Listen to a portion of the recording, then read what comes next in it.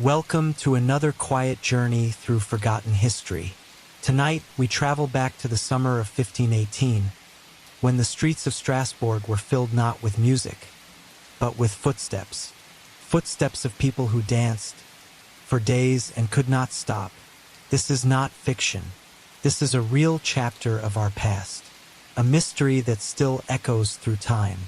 So find a comfortable place, let your breath slow down, and allow the calm rhythm of the story to carry you toward rest. And if you enjoy peaceful storytelling like this, don't forget to subscribe and leave a like. It helps more sleepy minds find their way here. Now, let's begin. Chapter 1: A City Under Heat. The summer sun pressed heavily upon the cobbled streets of Strasbourg. The air was thick with heat, as though the sky itself had lowered onto the rooftops, and the walls of timbered houses exhaled the warmth they had absorbed throughout the day. It was the kind of heat that slowed thought and motion alike. By July, the river Ill was shallow and sluggish, and the city's wells tasted of iron and clay.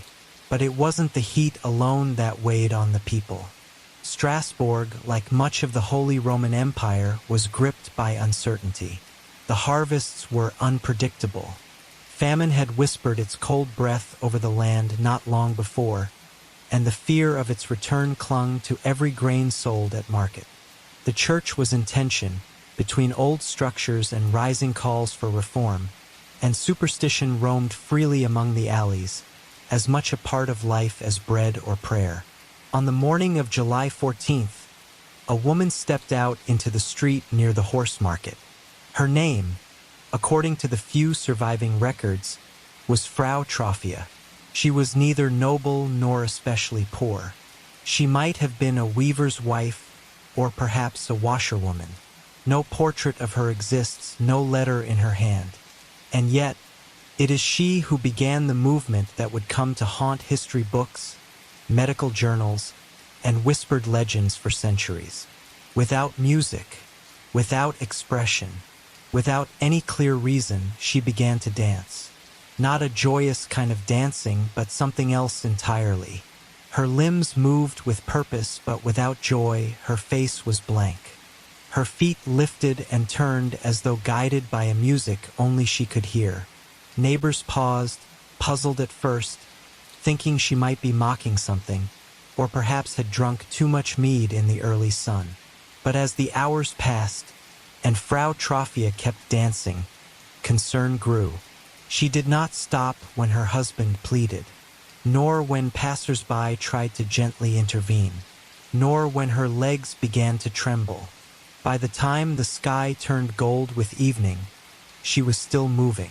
On the second day, crowds began to gather. Frau Trophia had danced through the night. Witnesses reported that she collapsed at intervals from exhaustion, only to rise again and resume her movements moments later. Her husband, desperate and humiliated, sought help from local priests. Others muttered that she was bewitched, or worse, that she had made a pact with infernal forces. But the clerics, cautious and weary of invoking superstition too soon, withheld judgment. They ordered water brought to her, shade constructed with linen, and observers posted to ensure she did not harm herself. She did not speak. She did not scream, only danced. By the third day, the rhythm of her motion had begun to take on a kind of consistency, a tempo that repeated, perhaps unconsciously. No melody could be heard, but those watching said it seemed as if she danced to a beat deep in the earth, or in her own skull. Children watched from windows.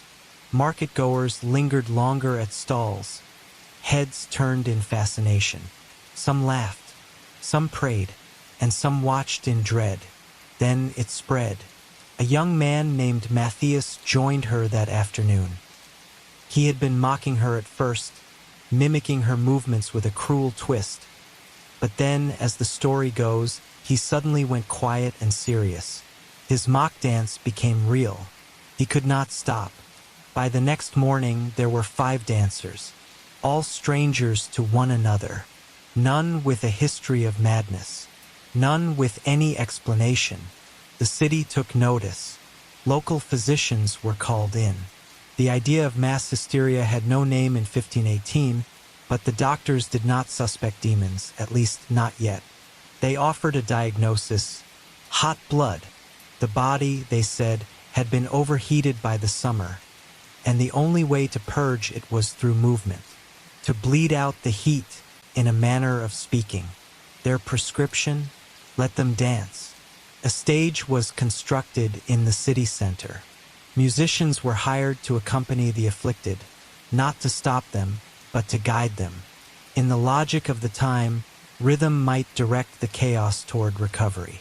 The dancers, now over a dozen, were brought to this raised platform like penitents.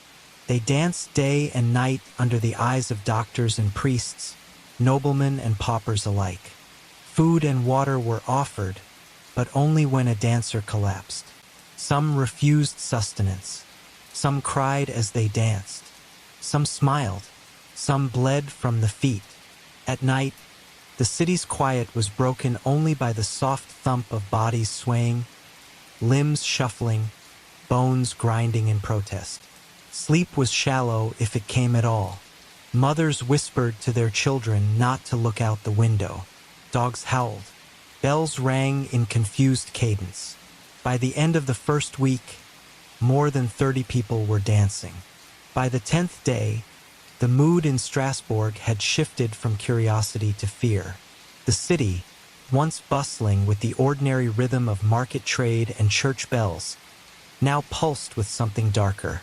The dancers no longer seemed merely strange. They had become a warning. Shopkeepers kept their doors half closed. Priests murmured prayers under their breath more often. Children were forbidden from entering the city square. Yet more and more people came to watch, unable to resist the slow, unnerving ballet unfolding in front of them. By now, dozens of people were caught in the same condition. Men, women, even a child of perhaps 10. Their legs moved against their will, their bodies bending and jerking in patterns that seemed both choreographed and chaotic. The stage built by the physicians groaned under the constant shuffle of feet, and blood began to stain the planks beneath. Some dancers tried to plead for help in brief moments of lucidity. One man reportedly whispered that he could feel his muscles pulling him like a puppet, and that he feared he would not survive another day. A woman collapsed and did not rise. Another was found to be dancing in her sleep, arms twitching even as her body lay unconscious. The death toll had begun. Whether from exhaustion, dehydration, or underlying conditions exacerbated by the ordeal, several dancers died within days. But others kept moving, stepping around the fallen, driven by some unknowable force. Observers no longer questioned whether this was medical or spiritual. They only asked, "When will it end?" The city council convened in haste. Initially, they had trusted the physicians. Let the sick dance, give them space and music. But now the councilors grew nervous. They debated whether to shut down the stage, punish those playing music, or call for mass prayers. Compromise was reached. Rather than stopping the dancers, the council decided to move them. They arranged for them to be escorted or dragged to the shrine of Saint Vitus, the patron saint of dancers and those afflicted by nervous disorders. It was believed that divine intervention, paired with physical exhaustion, might finally break the spell. The journey was agonizing. Those too weak to walk were carried. Others danced as they moved, their feet bruising on stones, lips cracked from thirst. Crowds watched in silence as the procession passed. Some crossed themselves. Others wept. At the shrine, each dancer was blessed, given holy water, and made to wear red shoes touched to the saint's relics. Some collapsed in fits. Others quieted immediately. A few ran screaming into the woods, but many stopped dancing. The episode might have ended there, a single strange chapter in a hot summer. But in the weeks that followed, new dancers emerged. In the lower quarters, near the river, among the servants of the wealthier houses, fresh cases appeared. People who had never seen Frau Trophia began to twist and spin, their feet unable to stay still. And so the city, once again, descended into its grim rhythm. This time, however, there was no audience, no music, no stage. The council, now convinced the outbreak was of spiritual origin, banned public gatherings, silenced musicians, and called for days of fasting and prayer. No meat was to be eaten, no wine poured, no celebration of any kind was permitted. Strasbourg became a city under stillness except for the dancers. In the quiet of those fasting days, Strasbourg seemed to hold its breath. The city's bells rang softer, as if hesitant to break the hush. The market square, once a place of chatter and commerce, stood nearly abandoned. Those who passed through walked quickly, heads down, ears alert for the sound of footsteps that weren't quite walking.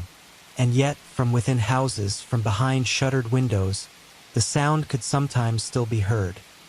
A soft thudding, the rustle of cloth, the scraping of heels across wooden floors. Some of the afflicted had taken to dancing in private. Their families hid them out of fear, of shame, of punishment, or of something worse.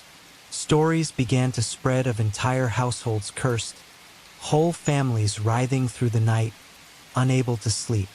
Even now, no single cause was known.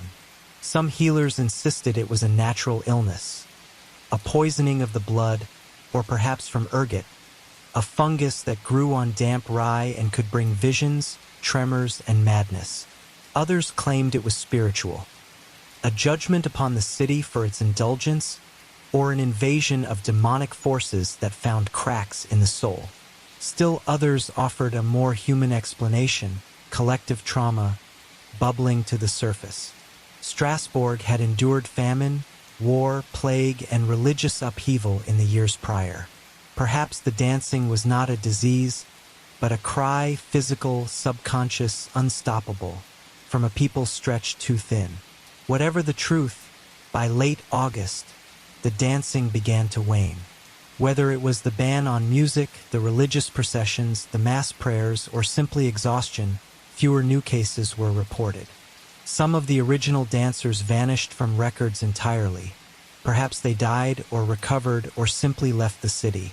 Frau Trophia, the woman who began it all, disappears from history after her final mention in the early council notes.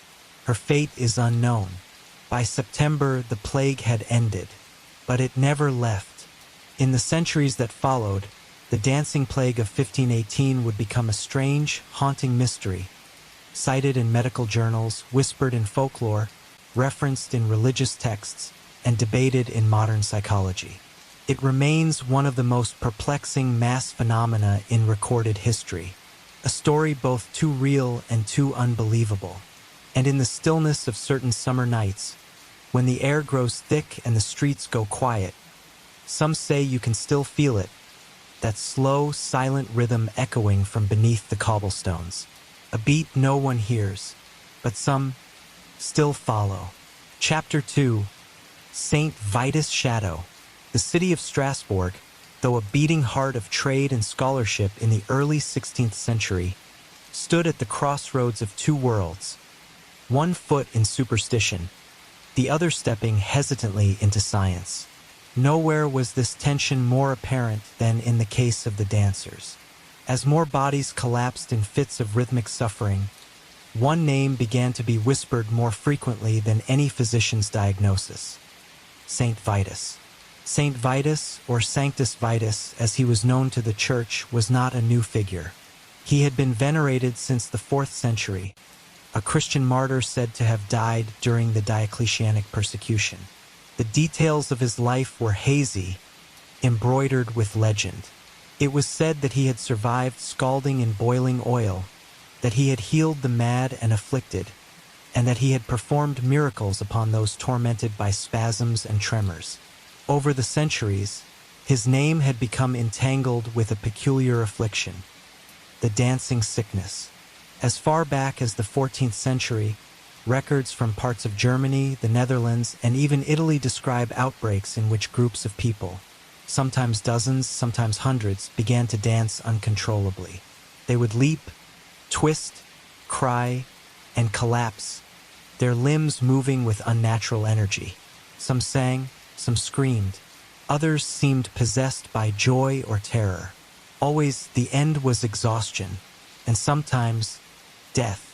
These events were often attributed to the wrath or grace of Saint Vitus. He was believed to be both the bringer and the healer of this condition. His shrines dotted the countryside, often marked by red ribbons or small icons of dancers. In towns like Aachen, Cologne, and Metz, such outbreaks had been recorded before.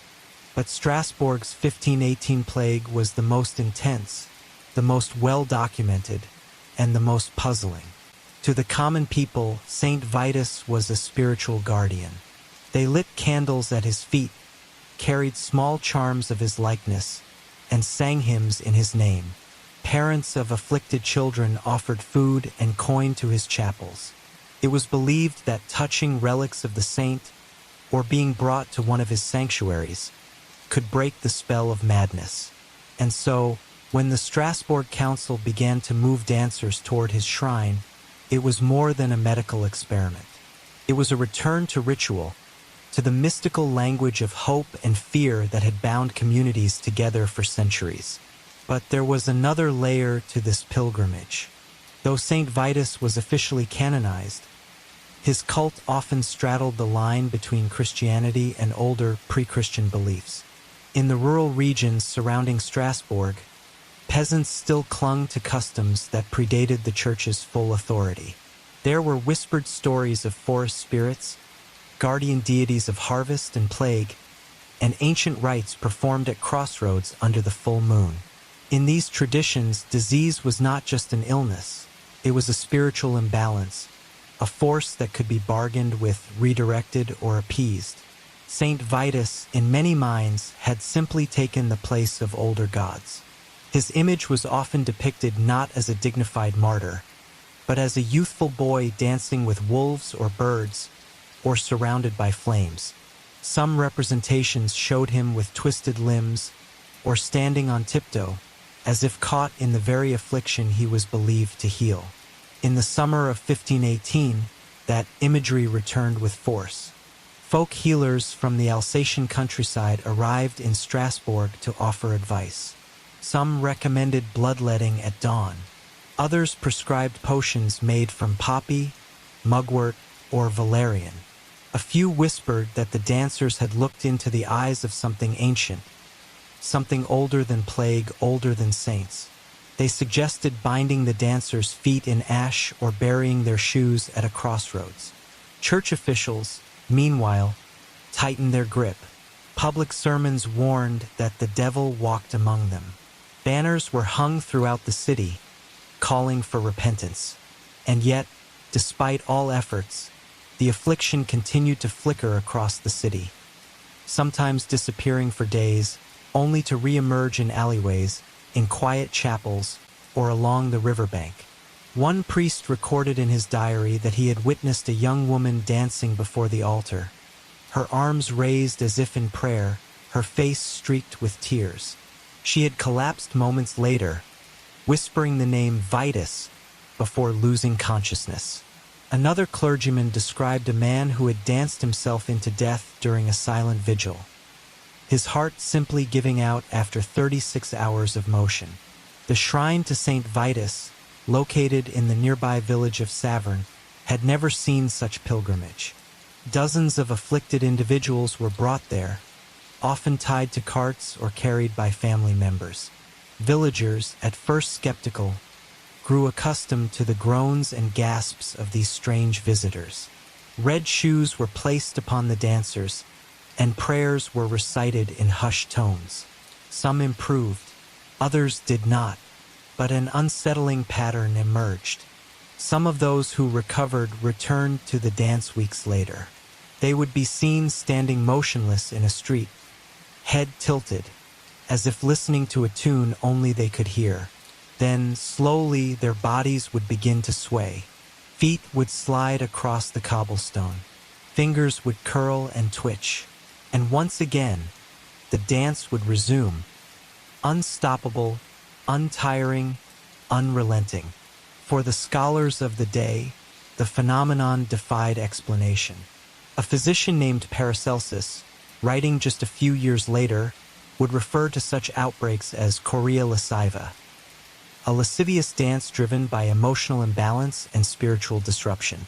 Others, writing decades later, speculated that the affliction might have been a kind of social contagion, a mass psychogenic event triggered by the stresses of famine, war, and religious upheaval.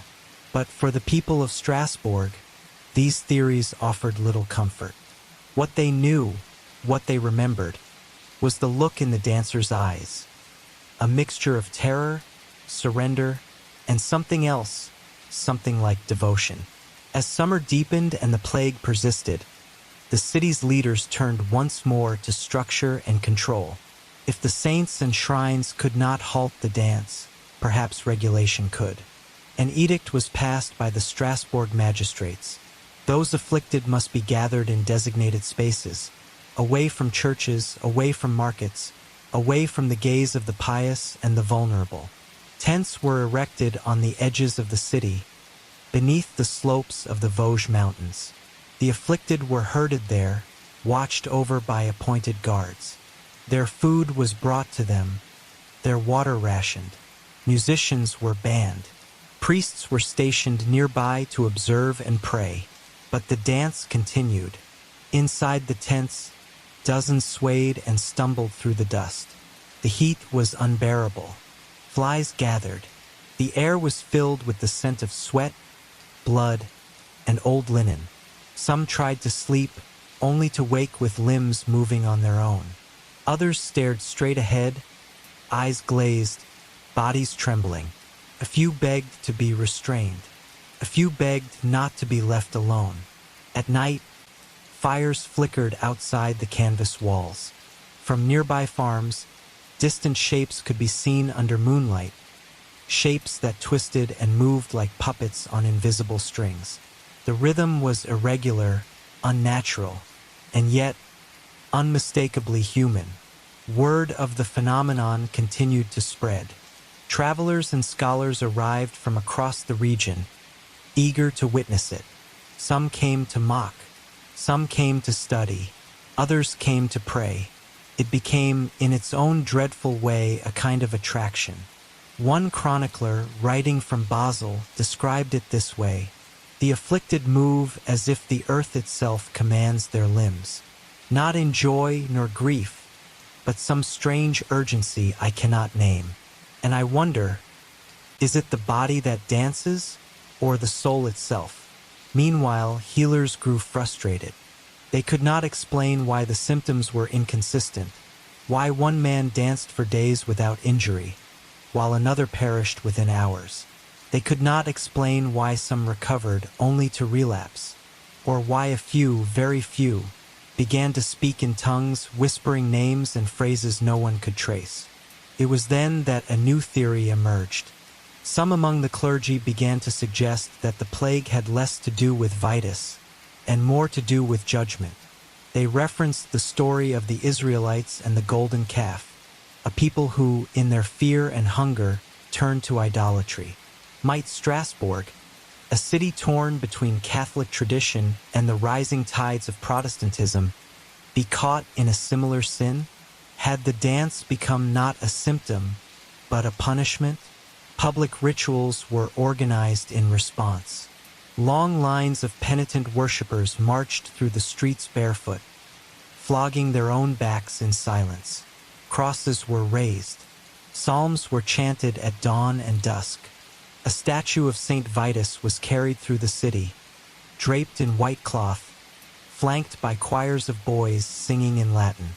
The dancers, now numbering fewer than before, were brought to the procession, some willingly, some not. And for a time, it worked. As August turned to September, the rhythm began to slow. The dancers began to tire, but not just from the movement.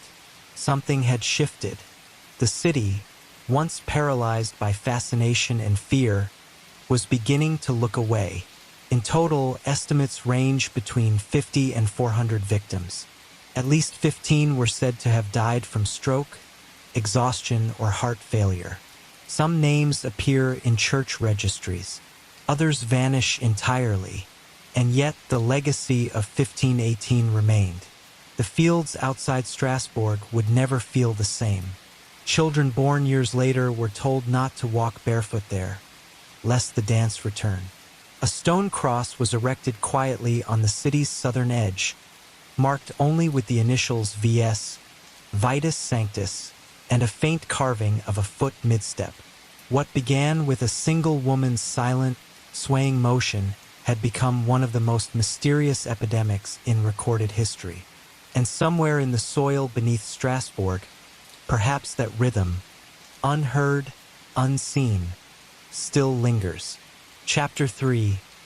The Dance of Hunger. The Strasbourg of 1518 was a city wounded before the dance ever began. Located along the Rhine River, it had once thrived on trade, religion, and scholarship. But in the years leading up to the summer of the strange affliction, a deep unease had settled into its cobbled streets. Famine, war, and shifting faiths had eroded the foundations of trust and stability. Fields had withered under poor harvests. The price of grain had soared. Mothers diluted broth to feed children. Fathers left home in search of work, and many did not return. The people were not just hungry for food. They were starving for meaning, for signs, for direction. Historians today speak of the Little Ice Age, a period of unusually cold weather that swept through Europe in the late 15th and early 16th centuries. In Strasbourg, the winters had grown harsher, the rivers more fickle, and the harvests unpredictable. Bread became a luxury, starvation became common, malnutrition weakened the body, despair weakened the mind. At the same time, the political landscape was shifting. The once united authority of the Holy Roman Empire was fragmenting. Strasbourg, nominally a free city, was caught in disputes between Catholic clergy and emerging Lutheran voices. Public debate gave way to private suspicion. Neighbors eyed each other with guarded glances. Sermons rang louder. Accusations of heresy buzzed like flies over spoiled fruit. Into this fragile ecosystem, the dance erupted, not as a spontaneous act of madness, but as an expression of collective pressure, a release valve for emotions no one could name. When Frau Trophia began her movement, it struck a nerve not because it was strange, but because it felt familiar. People followed her because, in her motion, they saw their own pain. Her trembling feet mirrored their trembling faith. Her silent rhythm echoed the slow, pulsing anxiety that had haunted their homes for years. And so they joined her, not to rebel, not to celebrate, but to surrender. Modern psychologists have offered many theories for what occurred in Strasbourg that year. Some speak of mass psychogenic illness, a phenomenon in which stress and fear manifest physically in groups of people. Others argue for the role of ergotism, a poisoning caused by mold on rye bread, which can induce hallucinations and convulsions. A few suggest it was a complex hybrid of trauma, mysticism, and suggestion, a mirror of the human need for ritual during crisis. But no single answer satisfies the full story, because what happened in Strasbourg cannot be explained entirely in terms of illness or toxin. It was a social choreography, a communal surrender to rhythm, a language of the body spoken when words failed. Some dancers, records show, were not strangers to one another. They were siblings, cousins, lovers, neighbors. They held each other as they collapsed. They wept for the ones who could not stop. They took turns, some say deliberately, joining the rhythm as if by rotation, as though taking on the suffering of another like a sacred duty. The city, in turn, responded with both compassion and cruelty. While physicians proposed remedies, some onlookers threw stones or insults, believing the dancers were possessed or sinful. Others brought water, food, or cloths soaked in vinegar. In the courtyards, the dance took on different shapes: slow sways, violent twitches, ecstatic leaps. Some moved like they were caught in music. Others looked as if they were drowning. One anonymous letter from the time described a dancer who had painted eyes onto their eyelids, as if even in collapse, they needed to appear awake. In the background of all this suffering loomed a silent specter: hunger, not just of the body but of the soul. The people of Strasbourg had endured years of invisible wounds: famines, religious uncertainty, waves of disease and plague. But unlike the Black Death, which had arrived suddenly and claimed its victims in days, this famine was slow and patient, gnawing at dignity as much as flesh. Bread, once the simplest staple, became a symbol of imbalance. A merchant might afford thick loaves daily, while children in the alley behind the fish market scraped flour from cracks in broken carts. A common refrain heard in marketplaces and alehouses was, "We are cursed in silence, dying without dying." That phrase, "dying without dying," would become part of local folklore in the years after the dance. For many, that's what the dancing was: a final scream from a people who had been unheard for too long. Their motions, repetitive and raw, were not joyous nor theatrical. They were declarations: "I am still here. I am still suffering. Will anyone listen?" A small group of nuns from the convent of St. Cecilia began keeping records of the afflicted. Though instructed by church authorities to stay silent, they wrote in private journals that many dancers had visited the convent's chapel in the days before their illness began. Some had confessed strange dreams, of flames licking their feet, of being pulled by unseen strings. One nun described a dancer's sleep as a trance with no rest, noting that even while unconscious, the afflicted twitched to an invisible tempo. Some modern scholars have even speculated that these dreams, shared across different individuals, may have been an early form of collective trauma response. In a society without psychological language, dreams became the only realm where the body could speak. But one mystery persisted. Many of those who danced never remembered doing so. Once they recovered, and a few did, they claimed no knowledge of their actions. A tailor named Jacob Reel reportedly wept when told he had danced for over 12 hours, screaming the name of his dead brother. "I do not remember," he said, "only the feeling that I was not myself." Likewise, a 14-year-old girl, Anna F., collapsed after 4 days of near-constant motion. Upon waking, she whispered that she had seen a field of red wheat and women without faces standing in a circle. She claimed they were calling her name, but without mouths. Her mother reported she had always been quiet and had never spoken so poetically before. Could these be hallucinations, the result of fever, dehydration, or poor nutrition? Likely, but for the citizens of 16th century Strasbourg, they were omens. As the affliction dragged on, city authorities attempted to catalog every detail. A ledger recovered in 1802, now housed in the municipal archives of Alsace, lists nearly 200 names associated with the dance. Next to some, there are crosses denoting death. Next to others, a crude spiral, believed to represent continued affliction. But a few names, a very few, were followed by a single Latin word. Sanati, healed. How they recovered is unclear. In some cases, they were taken from the city to remote monasteries in the mountains. In others, they were simply left to collapse, only to emerge days later, still unchanged. One priest claimed the answer was not in healing the body, but in listening to what it had to say.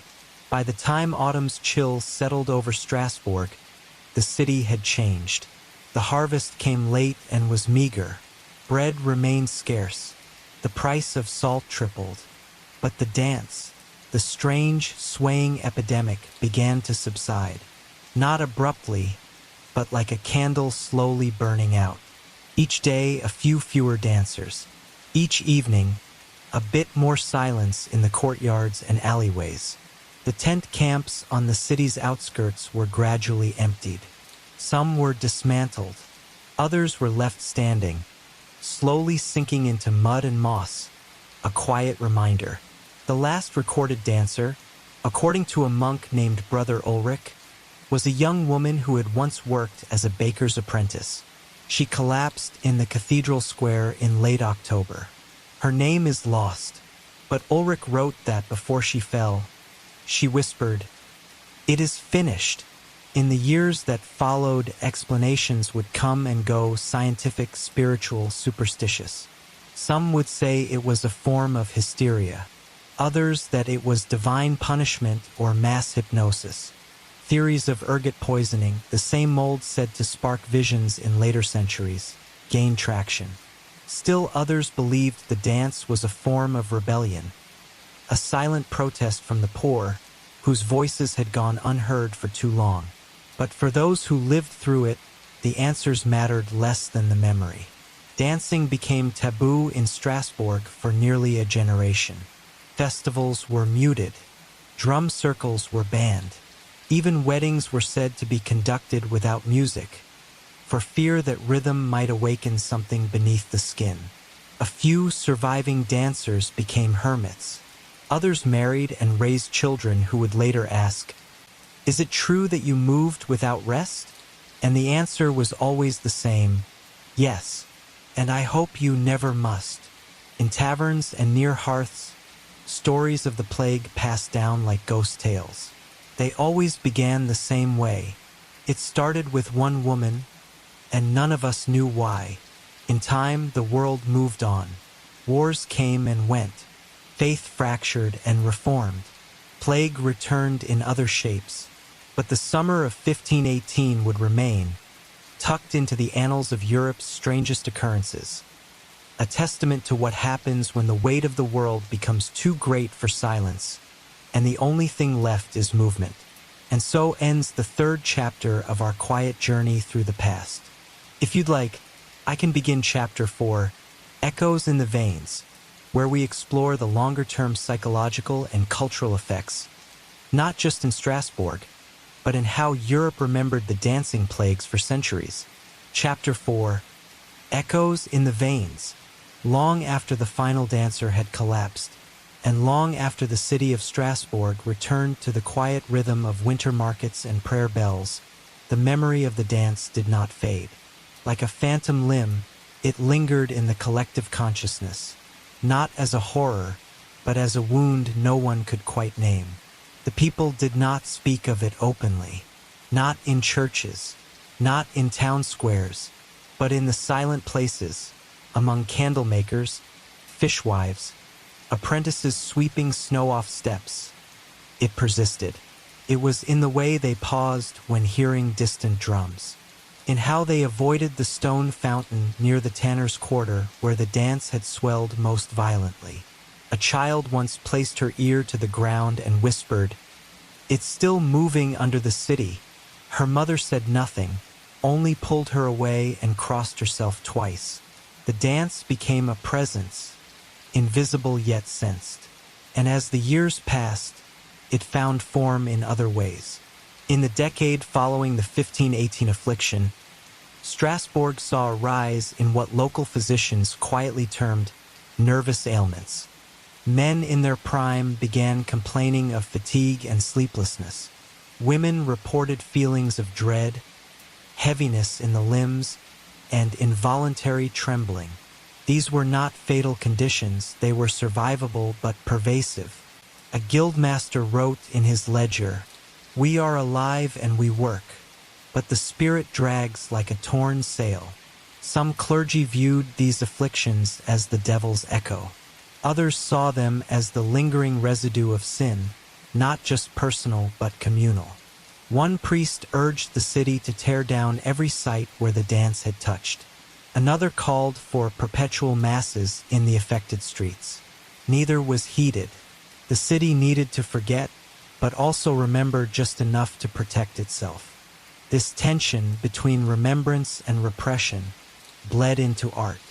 In 1525, a woodcut titled The Silent Step was printed and quickly banned. It showed dozens of gaunt figures in motion, eyes closed, hands clutching their own hearts. No buildings, no sky, only dancers in a void. Copies of the image were seized and burned, but some survived in private collections. Historians today believe the artist was a former monk who had witnessed the events as a novice. One poem, written in secret and later found stitched inside a book of herbal remedies, read, "When the soul swells and finds no door, it dances out through the bones." The notion that the human body could be overtaken by grief, by rhythm, by a collective emotion, became a whispering undercurrent in the early 16th century. And it did not remain confined to Strasbourg. Beyond the walls of Strasbourg, stories of the dance spread like mist through the Rhineland and beyond, retold in wine halls, at market stalls, even in cloistered abbeys. Though often distorted in the retelling, the essence remained, that a people driven beyond endurance had moved without rest until their bodies gave out, and no one could say why. In Basel, a city just south of the Upper Rhine, a chronicler named Johannes Riffe copied accounts from Strasbourg and paired them with earlier reports from 1374, when a similar frenzy had overtaken the city of Aachen. In his writings, Riffe proposed that the dance was not a disease nor divine punishment, but an inherited burden passed down through blood and memory. "A sickness of the soul," he wrote, "which travels in silence, seeking the cracks where grief has pooled for too long." This idea of trauma as something collective, even contagious, was radical for its time. And yet, among certain intellectual circles, it began to take root. Physicians in Vienna and Padua corresponded about the Strasbourg madness, not to diagnose it, but to understand its message. One scholar even suggested that what occurred was a mirror, held up to a society splintered by spiritual uncertainty, poor harvests, and political corruption. But most people did not philosophize.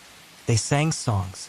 One such song, called Die Toten tanzen leise, The Dead Dance Softly, was recorded in a 1532 ballad sheet. Its verses describe a young girl hearing music in her dreams and waking with sore feet. The song ends with her vanishing into the forest during a thunderstorm. Though clearly fictional, the ballad resonated, especially among the young.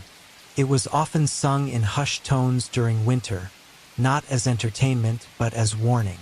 The dance was also feared as a curse that might return. Superstitions arose. In some villages, children were forbidden from tapping their feet indoors after sundown. In others, circular rugs, a symbol of endless motion, were removed from homes. Bells were rung at odd hours to break the rhythm. And new prayers were added to evening masses asking protection from the holy torment of restless limbs. Even midwives began keeping notes on newborns who kicked excessively, worried that dancers might be born again. And yet, as the decades turned, the fear dulled. By 1570, the story of the dancing plague had begun to slip into something more like myth. Pain softened by distance, names forgotten, places blurred. The tale no longer belonged solely to Strasbourg, it belonged to all of Europe.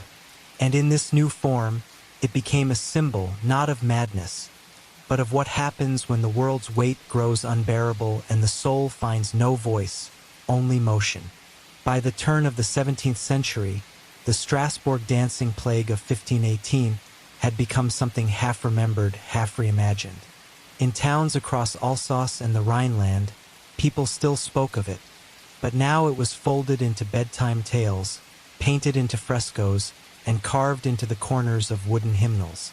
The raw terror had receded, replaced by a kind of hushed reverence. The dance had become a parable. In some versions, it was said the afflicted danced to drive away evil spirits.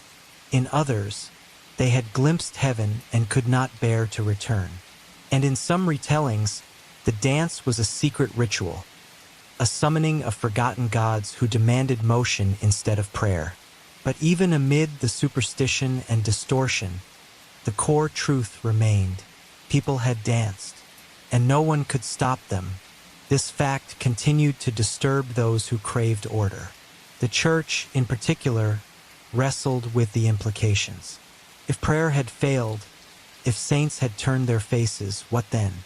By 1604, one bishop privately wrote in a letter to Rome, "It was not the devil, nor the Lord, but some unspoken thing, a sickness born of too much suffering, given form." This idea that grief could incarnate was unthinkable in a world still bound by binaries, body or soul, sin or sanctity. Yet it echoed quietly in the margins of medical manuscripts, in footnotes written in faded ink, in the sideways glances between older priests when drums played in the streets. Artists especially would not let the memory die. One such artist was Lucien Hartmann, a minor painter from Colmar who became obsessed with the plague a century after it occurred. His most famous piece, La Ronde du Vide, The Round of Emptiness, depicted a faceless woman dancing alone in a crumbling city square, her body caught mid-turn, surrounded by floating fragments of bread, bones, and prayer beads. The painting, while never displayed publicly in his lifetime, was found decades later behind a cathedral wall. Today, it hangs in a small museum in Basel. Visitors report feeling a strange tightness in their chest when standing before it. Some claim to hear faint footfalls in the gallery. Modern historians now view the Strasbourg dancing plague as a mass psychogenic illness, a phenomenon in which psychological distress manifests physically in groups. Ergotism, the toxic effects of moldy rye, remains a popular theory, though it cannot fully explain the communal choreography, the uniformity of the experience, or its recurrence across different regions and centuries. Some scholars believe that what happened in Strasbourg was simply a society breaking under pressure, and the body, unable to speak, used movement as language. Perhaps that's the truest version. A city on the edge, not yet able to name depression or trauma or collapse, found itself overtaken by the simplest act, to move endlessly when stillness meant drowning. Centuries later, in quiet moments, the story returns. A violinist practices too long and feels their fingers move on their own. A tired worker finds themselves tapping a beat on the window pane with no song in mind. A child spins in circles, laughing until they fall, only to whisper that they were being pulled. These are just moments, fragments, but sometimes, in silence, history breathes. And Strasbourg, that city by the river, remembers.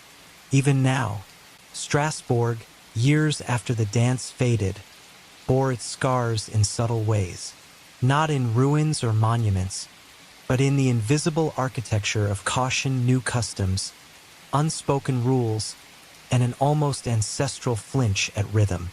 Though no further outbreaks of dancing gripped the city in such numbers, other towns across Europe would experience echoes, distant cousins to the plague of 1518.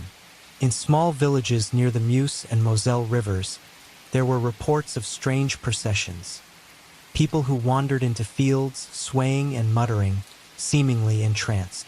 In one account from 1549, an elderly weaver in Metz was found pacing in perfect circles around a well for 3 days, muttering the same 4 words until his voice gave out. Observers in later centuries looked back on these events not as separate phenomena but as resonances, proof that something had been set loose in the human condition, and though time passed, its rhythm remained deep in the marrow.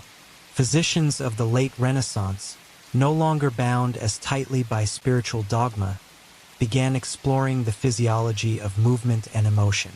One Swiss healer, Dr. Matthias Riedlin, proposed that the human skeleton retained a kind of memory of strain, that trauma physically settled in the joints and could be released through erratic motion. He wrote, "The bones themselves may remember, just as trees hold the shape of storms.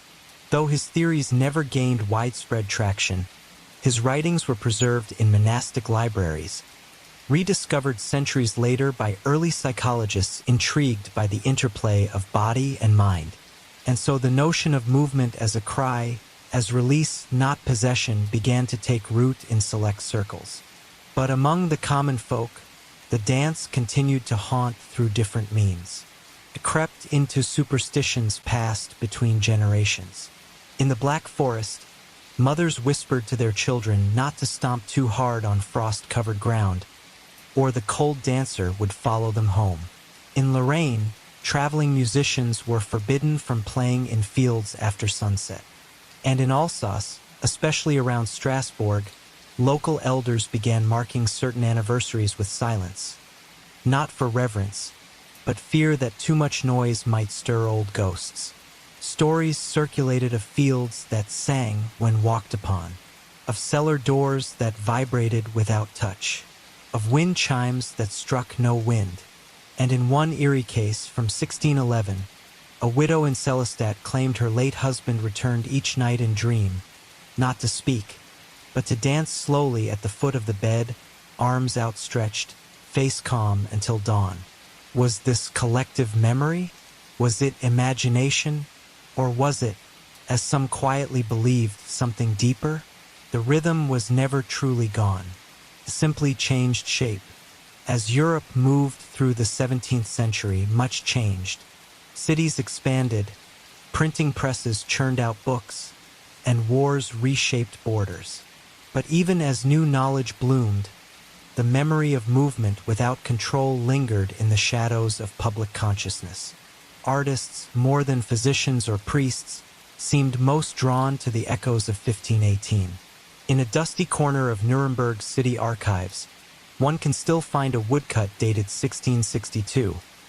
A narrow street scene, townspeople frozen mid-step, their bodies twisted in uncomfortable poses. There is no title, no signature, but scrawled in the margin are 3 words: When der Boden ruft, when the ground calls. This idea that the very earth could awaken something in the body gained quiet traction in certain remote regions. Folklorists in Tyrol and Bavaria recorded tales of trembling stones, places where those who walked barefoot felt compelled to move, even dance, for reasons they could not name. These were not frantic seizures, but soft, reluctant dances, like a pull from something buried too long. Some scholars later dismissed these accounts as folk embellishment, but others asked a more troubling question. What if trauma passed not just through stories or blood, but through land itself? In Strasbourg, the memories endured in more institutional ways. The city's legal codes, revised in 1621, included a curious clause under public health ordinances. No gathering shall include the beating of drums or coordinated stamping of feet, if within 300 paces of the cathedral square. No reason is given, but historians believe it was a direct, if veiled, reference to the plague of dance. Meanwhile, religious institutions shifted their interpretations. By the 18th century, the Church, now post-Reformation, began softening its stance. Some clerics argued that what had happened in 1518 was not demonic, nor divine, but a test of communal faith. The new narrative leaned toward compassion, that the dancers were victims of a world too cruel, too silent, and their movement was a final attempt to be seen. A pamphlet published in 1738 by Jesuit scholars in Lyon titled, On Those Who Danced Without Rest, offered a moving reflection. When the soul is crushed and the tongue fails it, it may speak through the feet. Such views were not universally accepted, but they marked a turning point, the beginning of empathy for those who, in earlier centuries, had been feared or condemned. In secret, some even began holding vigils, quiet ones, not with music, but with silence. In Strasbourg, a small tradition arose. On the night of July 14th, the date the dance supposedly began, a few citizens would gather in the old square, place a stone at its center, and stand in a circle. No speaking, no movement, just breath and memory. By the time modernity dawned, the event of 1518 was little more than a curious entry in history books, a footnote in university lectures, a strange case mentioned in psychology seminars. But in Strasbourg, it never quite left. Some streets still carry names that hint at movement: Tanzerplatz, Rundenweg, Stiller Tritt, Silent Step, and in a cafe near the cathedral, beneath old beams and a flickering lantern, a brass plaque sits embedded in the wall. It bears no date, no explanation, just the outline of a dancing foot and 5 words: "Let the quiet hold you." And perhaps, in the end, that is what the dancers of 1518 had longed for all along. Not escape, not spectacle, but a place where grief could rest, where bones could be still, where silence at last could be enough. Chapter 6. The Inheritance of Stillness. Chapter 6. The Inheritance of Stillness. By the early 1800s, the world had changed almost beyond recognition from the time of the dancing plague. Cities had grown, machines had begun to hiss and clatter, and the Enlightenment had promised clarity, logic, and light. Yet, in the quiet corners of Europe, particularly in Strasbourg, something of the old rhythm remained, even if no one dared call it that anymore. Historians now looking back on the 16th century event began to frame it less as supernatural horror and more as a phenomenon of mass psychology. The word epidemic began to shift in meaning, no longer confined only to diseases of the body, but now extended to contagions of behavior, of belief, of emotion. One of the first to do this was Dr. Henri Albin Beaulieu, a French physician and amateur folklorist. In his 1813 treatise Les Pas de Silence, The Steps of Silence, he theorized that episodes like the Strasbourg plague were forms of what he called cultural echo disorders, the result of long, communal repression expressing itself through involuntary movement. Where the voice is forbidden, he wrote, the limbs may rebel. Dr. Beaulieu collected over 200 accounts from rural Alsace, including reports of children who would tap patterns in their sleep, and elderly women who refused to walk near certain fountains without reciting protective rhymes. He saw these not as madness, but inheritances, the passing down of memory not through blood, but through reflex. This view was not widely accepted, but in time it would find allies. In the salons of Paris and Vienna, new thinkers began to probe the unseen workings of the mind. Franz Mesmer, with his theories of animal magnetism, and later Jean-Martin Charcot, with his work on hysteria, unknowingly retraced the outlines of the dance. They spoke of trances, of bodily autonomy disrupted, of the line between control and surrender blurring.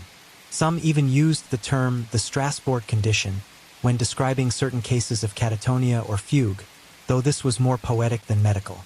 Meanwhile, local archives in Strasbourg quietly preserved what they could. In 1825, a city librarian named Theodore Ruff discovered a bundle of letters and civic records wrapped in an old linen cloth beneath the floorboards of a former guild hall. These documents contained witness accounts not included in earlier chronicles, many of which described not just the dancing, but the silence that followed. One letter, from a baker's apprentice, described walking the square weeks after the outbreak ended. There was no laughter, nor song, nor carts rolling, only the wind and the scuff of shoes, as if the ground itself was afraid to be touched again. It was this silence, Ruff believed, that haunted Strasbourg more than the event itself. The aftermath, the stillness, the way the city flinched at sound. He published a small book after the steps which sold modestly, but in it he concluded, the real inheritance was not the dance.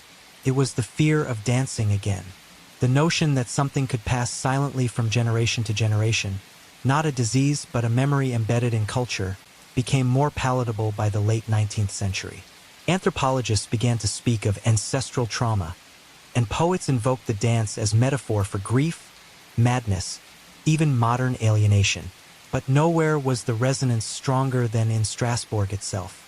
There, every few decades, something odd would happen. Not large, never sensational, but just strange enough to remind the attentive that the past never sleeps. In 1874, a teacher reported an entire classroom of children humming in unison, unknowingly, while writing. In 1892, a market vendor collapsed after reportedly spinning for no reason. And in 1901, on the anniversary of the plague's outbreak, several nuns in a cloistered convent awoke with bruises on their feet and legs. None recalled dancing, but none could explain the marks. Was it suggestion? Was it myth long internalized? Or was it, as one priest whispered in confession, the rhythm returning, testing the walls of the city's restraint? As the 20th century unfolded, the dance of 1518 was all but forgotten by the general public, buried under 2 world wars, political upheaval, and the sheer acceleration of modern life. Yet among specialists, particularly in emerging fields of psychology, psychiatry, and somatic therapy, its legacy quietly resurfaced. In 1923, Viennese psychoanalyst Dr. Elsa Marburg published a brief but provocative paper titled The Forgotten Choreographies of Trauma. Though it never mentioned Strasbourg directly, it examined how unprocessed trauma in groups could express itself not in words, but in synchronized, unconscious movement. Her subjects were war widows, orphan children, and institutionalized patients who would fall into repetitive gestures. Rocking, circling, clapping, without apparent reason. She proposed that certain events leave such deep emotional residue that they reemerge generationally, not just through oral stories or art, but through the body itself. Later scholars, particularly those studying the psychology of post-war Europe, re-examined the Strasbourg outbreak through this lens. Some began referring to it as an early documented case of what we now call mass psychogenic illness, or MPI. But even then, something about Strasbourg defied the sterile boundaries of clinical terminology. Unlike many MPIs, which fade quickly and often lack consistent physicality, the 1518 dancing was rhythmic, prolonged, and publicly observed.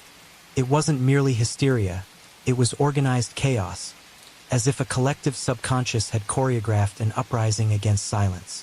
As interest in mind-body connections expanded through the 20th century, researchers in dance therapy took note.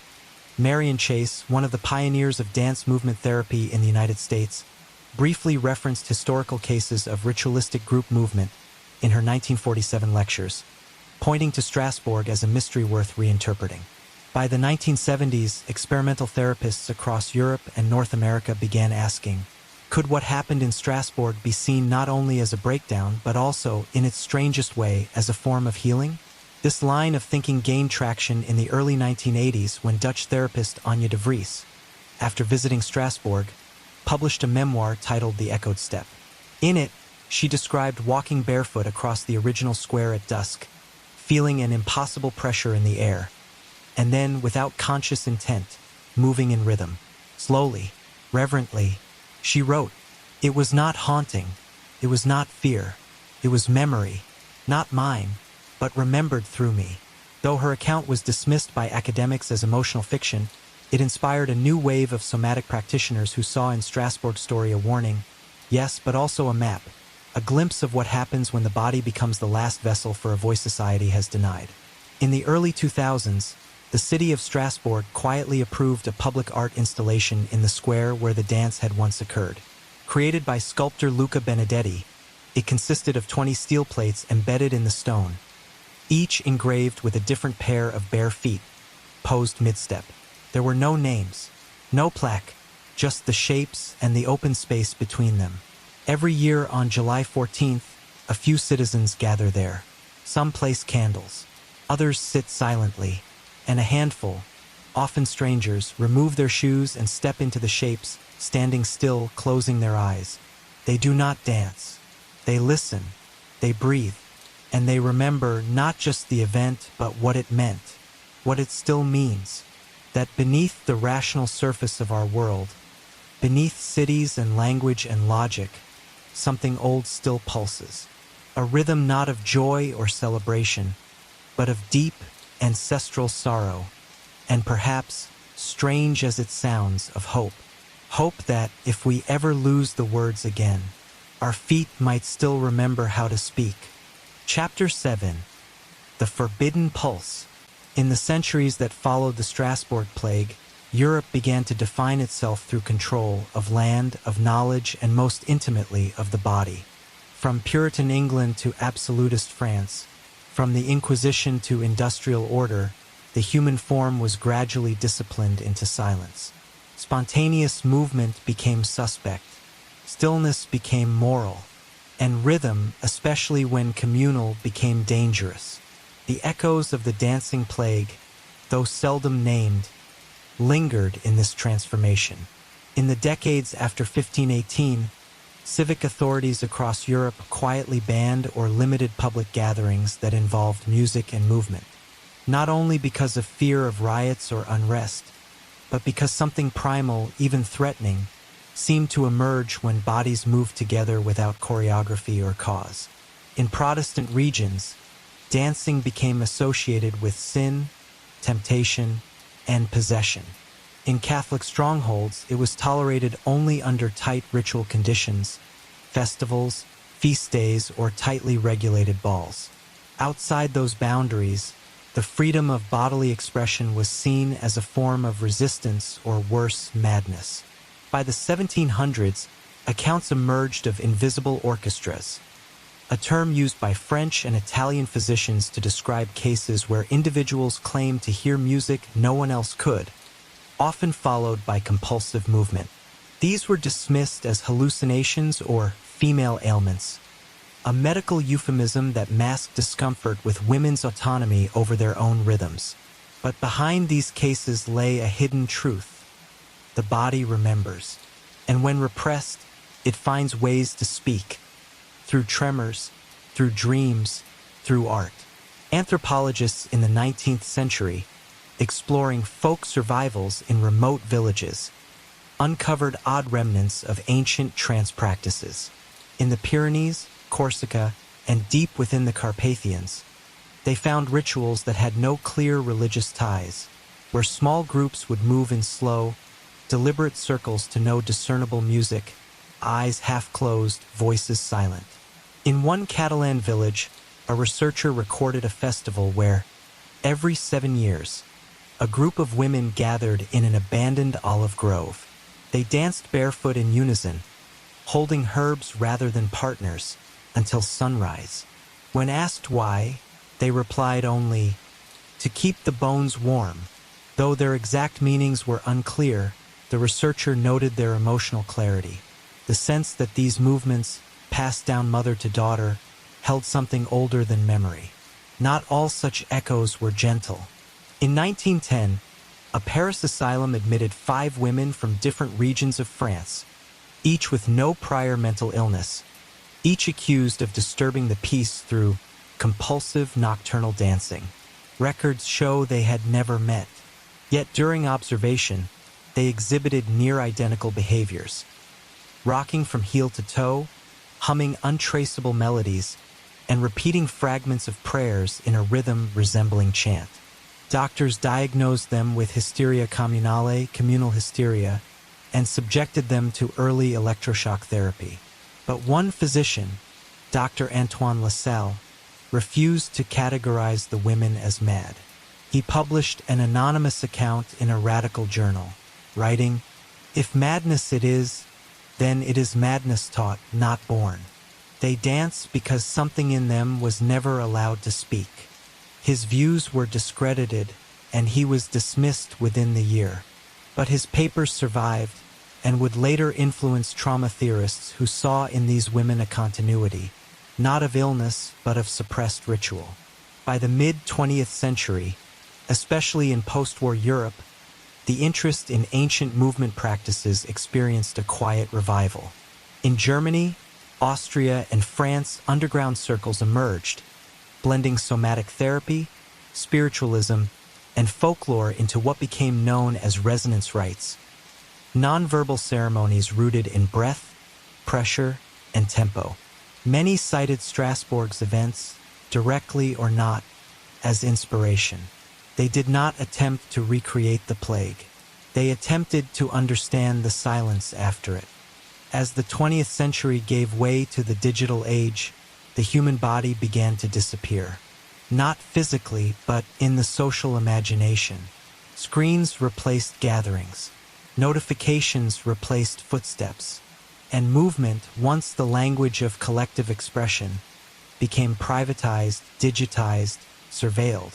But the rhythm never vanished. It merely changed costume.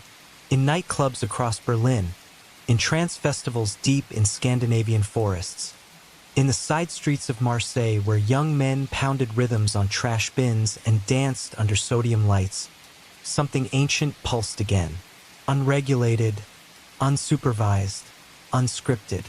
It had no doctrine, no priesthood, but it spoke the same language of release, of movement as the final reply to silence. Scholars noticed. In 2007, a study titled Collective Somatic Response in Post-Industrial Societies observed that spontaneous, synchronized movement increased in populations undergoing systemic stress, economic collapse, migration, urban overcrowding.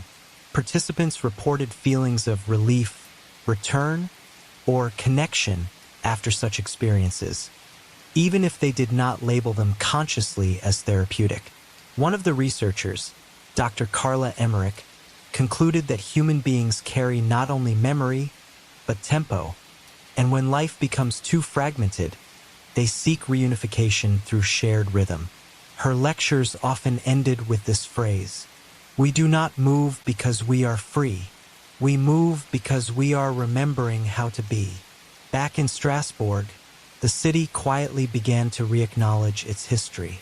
In 2018, 500 years after the plague, a group of local historians and artists created Die Stilltanz, the silent dance, a commemorative procession held at dusk. No music was played. No instructions were given. Attendees were invited to walk together in slow time across the same stone where the dancers of 1518 had once collapsed. The mayor did not attend. The papers barely covered it. But over 400 people came. And when the hour ended, they stayed. Some hummed. Others swayed gently, as if listening to something deeper than hearing. Later, one participant wrote anonymously in a local blog, "I did not feel haunted. I felt inherited." And perhaps this is what the story of the dancing plague truly offers. Not a warning, but a question. What happens when a society refuses to hear its own heartbeat? When grief is not allowed to breathe? When fear is outlawed but not healed? The answer, maybe, is rhythm, not as performance, not even as rebellion, but as remembrance. Strasbourg, 1518, did not erupt out of nowhere. It was the tremor after centuries of repression, the exhale of hundreds who could no longer endure silence. And though history sanitized it, mocked it, or buried it, the dancers left behind more than confusion.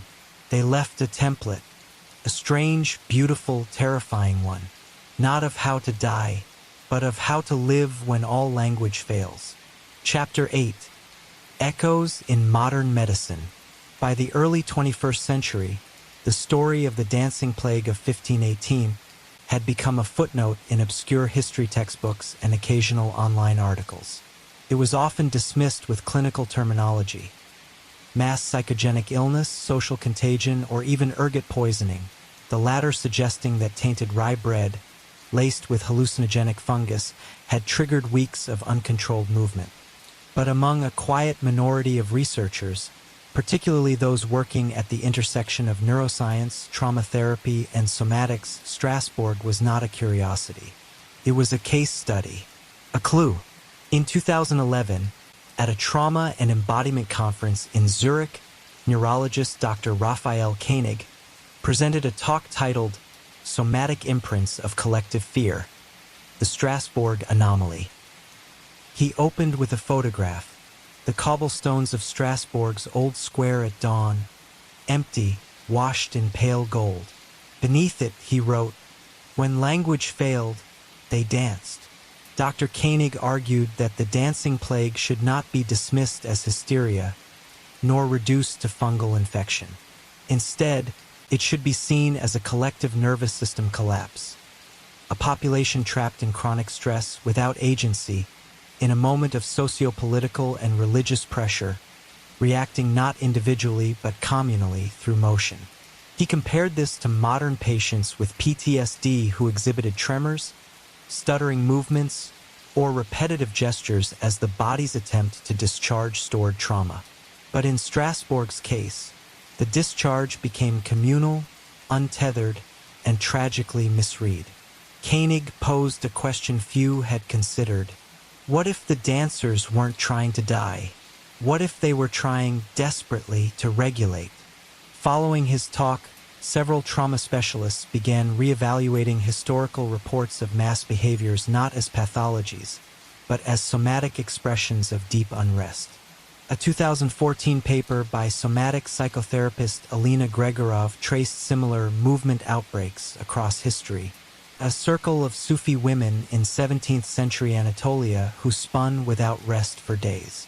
A troop of boys in 1842 Prussia who marched in place for 72 hours. A convent in 19th century Italy where nuns began jumping, mimicking birds, and collapsing in synchrony. In each case, no pathogens were found. What existed instead were layers of systemic repression, religious, sexual, economic, and no space to speak it. Gregorov wrote, "When the body is the only free thing left, it speaks, not with words, but with motion." Meanwhile, modern hospitals quietly began to encounter new forms of somatic distress. In post-disaster shelters, refugee camps, and war zones, aid workers reported cases of people, especially women and children, entering silent movement states. Swaying, circling, curling, humming. They were not psychotic. They were coping. In 2016, the World Health Organization launched an informal study on nonverbal trauma discharge patterns, linking what they saw to traditional practices once dismissed by Western medicine. Their preliminary conclusion: movement, especially rhythmic and repetitive, can be a primary response to unspoken fear. The ghost of Strasbourg began to whisper louder. In a quiet clinic on the outskirts of Copenhagen, a therapist named Dr. Ingrid Nilsson begins her sessions not with conversation, but with a gentle rhythm. She taps a soft drum 3 times, then waits. Her patients, many of them refugees, trauma survivors, or women from restrictive communities, are encouraged not to speak, but to move. Some sway, some tremble, some simply breathe, but with intention, in rhythm with the pulse. Nilsson is one of many practitioners in the growing field of somatic experiencing, a therapeutic approach developed in the late 20th century that focuses on how trauma is stored in the body. In her office hangs a framed page from a 16th century manuscript, a woodcut illustration of the Strasbourg dancers. Beneath it, a handwritten phrase: "They were not possessed. They were trying to be free." To Nilsson, the dancing plague is more than historical anomaly. It is an ancestor, a reminder of how easily societies mistake expression for disease, and how quickly women, in particular, are punished when their bodies refuse stillness. In parallel, art therapy and movement-based trauma healing began citing historical phenomena like Strasbourg as points of re-entry into forgotten modes of communal recovery. The 2020 documentary Rhythm of Survival followed 3 case studies. Syrian refugee women in Greece using synchronized walking to process grief. Former child soldiers in Uganda participating in traditional drum circles to reconnect to a sense of identity. A group of women in northern France, descendants of Alsatian families, who formed a weekly quiet movement circle in an abandoned chapel. One of the participants, Amelie, said to the camera, "My grandmother used to hum a melody in 6-count time when she was upset. I never knew why, but when I do it now, my body feels not healed, but heard." This word, heard, came up again and again, because more than anything, what the dancers of Strasbourg likely needed was witnessing. Not punishment, not silence, but someone to see them and say, "I feel it too," In academic spaces, the narrative began to shift. No longer relegated to footnotes, the 1518 event became a symbol in courses on trauma, women's history, and collective psychology. A handful of universities now teach entire seminars titled Embodied Protest, with Strasbourg as the first lecture. Some propose that the dancers, knowingly or not, performed the first collective trauma ritual in post-medieval Europe, not for the crowd, not for God, but for each other. A trembling communion, a way to unfreeze in a world that allowed no thaw. In 2023, a plaque was quietly installed near the site of the original outbreak in Strasbourg. It reads, "In memory of those who danced when they were not allowed to speak. May their motion be remembered as courage, not curse." People leave flowers there now. Sometimes music plays softly from hidden speakers. And on a few summer nights, a circle forms, no fanfare, no headlines. Just strangers swaying gently. Together. Chapter 9. When silence breaks. There is a moment in every story where silence becomes unbearable. For the dancers of Strasbourg, that moment came quietly. It did not announce itself with revolution or fire. It crept in as silence often does, through locked doors, whispered sermons, and the dull ache of hunger in bones too tired to rebel. But eventually the body said what the soul could not, and so they danced. In the centuries that followed, societies would learn to fear these ruptures, these moments when silence gave way to rhythm, to movement, to sudden ungovernable release. From Salem to South Africa, from Bedlam to the Berlin Wall, whenever bodies moved together without permission, authorities saw only danger. They labeled it madness. They built walls around it. They medicated, pathologized, institutionalized. But underneath it all, beneath the robes of psychiatrists, the hymns of preachers, the speeches of statesmen, a deeper truth trembled. The human body, when denied speech, will still find a way to speak. In 1968, during a student protest in Paris, a young woman climbed onto a car, raised her hands, and began to spin slowly in place. Her eyes were closed. She said nothing. Around her, tear gas drifted. Police sirens howled. But for 1 minute, all eyes turned to her. She became known only as La Danseuse de République. No one knew her name, but photos of her appeared in underground zines, journals, and protest posters for decades. To some, she was a symbol of fragility, to others of defiance. But to those who studied history, especially the quiet corners, the forgotten margins, she was a descendant. Another pulse in a line stretching back to the plague-stricken streets of 1518. In recent years, this recognition has grown. Dancers and choreographers around the world have begun to reimagine the plague of Strasbourg not as tragedy, but as legacy. Contemporary performances titled 1518, The Last Waltz of Alsace, or Body as Rebellion have premiered in cities from Seoul to Sao Paulo. One notable production, The Women Who Fell into Rhythm, staged in Amsterdam, used no words, only sound and trembling. It ended with a single dancer collapsing slowly to the floor as the others reached silently toward her, palms open. The performance was dedicated to every woman who moved because she could not scream. These reinterpretations are not nostalgia. They are reclamation. In reclaiming the past, they suggest a new lens for the present. That perhaps madness is not always illness. That perhaps grief, repressed too long, becomes rhythm. That perhaps dancing, in its most primal, unsanctioned form, is not performance at all. It is memory and release. In the quiet corridors of modern medicine, whispers of Strasbourg are now echoed not only in theory, but in practice. Hospitals and trauma centers, especially those pioneering integrative approaches, have begun introducing movement-based therapy rooted in ancient ritual, acknowledging the body's wisdom long ignored by Western science. In one such clinic in Oslo, therapist Solveig Thorsen holds weekly sessions for survivors of complex trauma. There's no choreography, no music, just dim light, warmth, and time. Participants begin by lying still. Some curl into themselves. Some shake.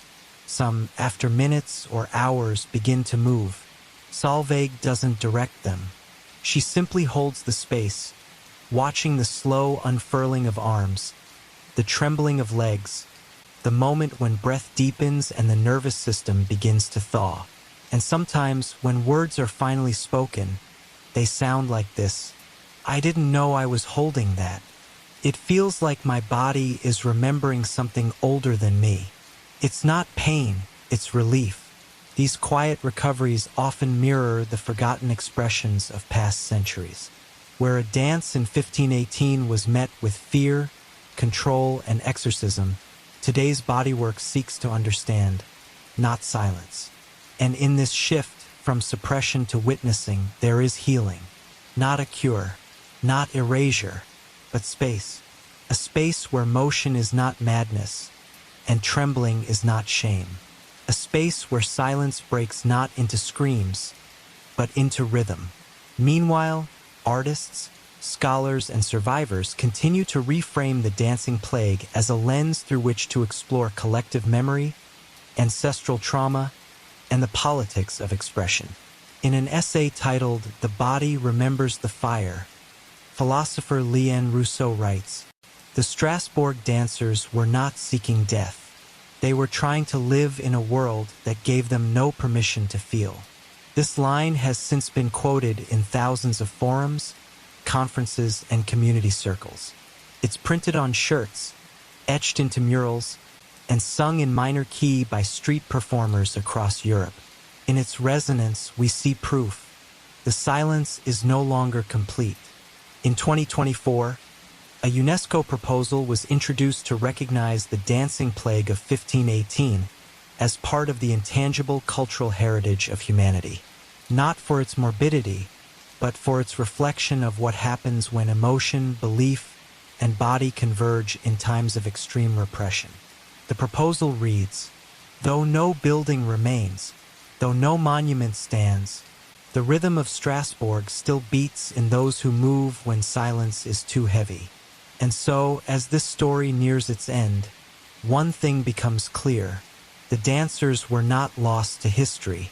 They are with us still, in every tremor of grief that finds a rhythm, in every silent room where bodies remember what words cannot, in every human heart that knows the weight of silence and dares to move anyway. They are not a cautionary tale. They are a prayer, a pulse, a truth that cannot be unlearned. Even in silence, the body speaks. Chapter 10. The Dance That Never Ended. The streets of Strasbourg no longer echo with the shuffle of bare feet on cobblestones. The square where the dancers once moved is now paved over, lined with cafes and tram lines. Tourists stroll past, glancing occasionally at the small bronze plaque that hints, vaguely, at what happened here over 5 centuries ago. Most do not stop. Even fewer understand. But sometimes, when the wind moves just right and the city quiets in the early hours before dawn, there is a feeling, like a memory beneath the surface, as if the stones remember. Not the chaos, not the confusion, but the motion, the human heartbeat in collective rhythm.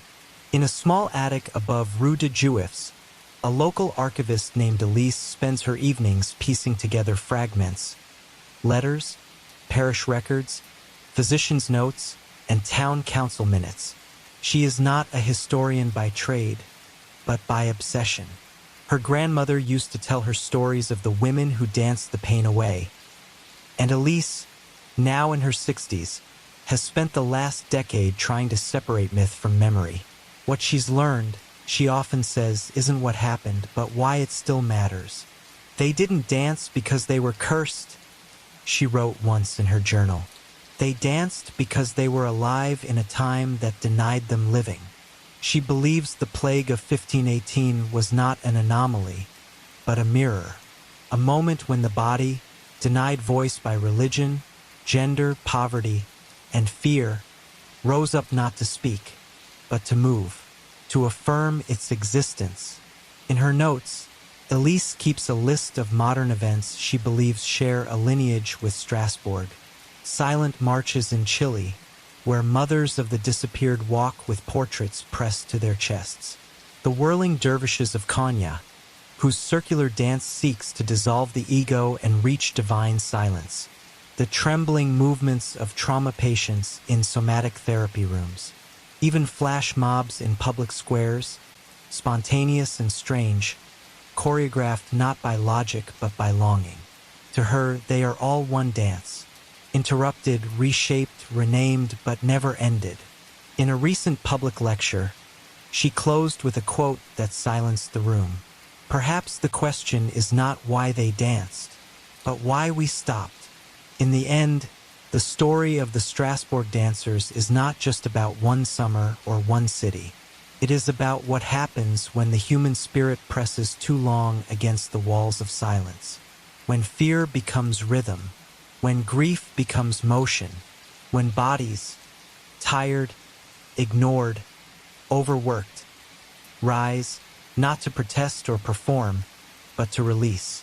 What began in 1518 as a bewildering affliction now appears, with softened eyes and time-worn wisdom, as something far more human.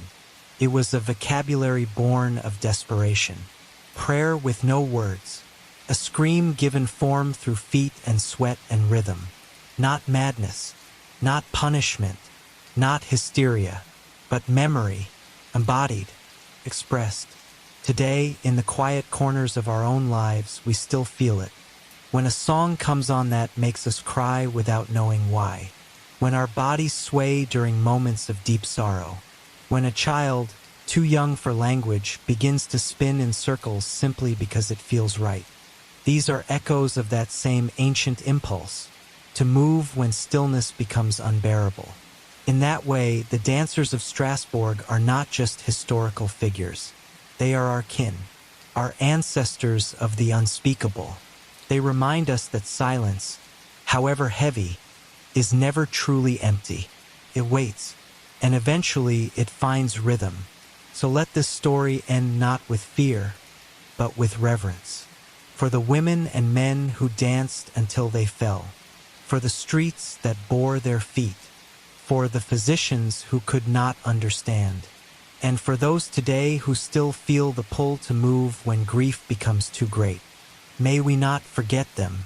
May we not dismiss them. May we instead listen to them, because perhaps in listening, we will finally understand what they tried so desperately to say, that even when the world refuses to hear you, you can still be seen. Musical note, and now, as we gently close this story, if you've enjoyed this journey through forgotten history and gentle reflection, please consider subscribing to the channel and liking this video. Your support helps us continue bringing these quiet, meaningful tales to light. Thank you for watching. Sleep well, and until next time, remember to move when your heart needs it.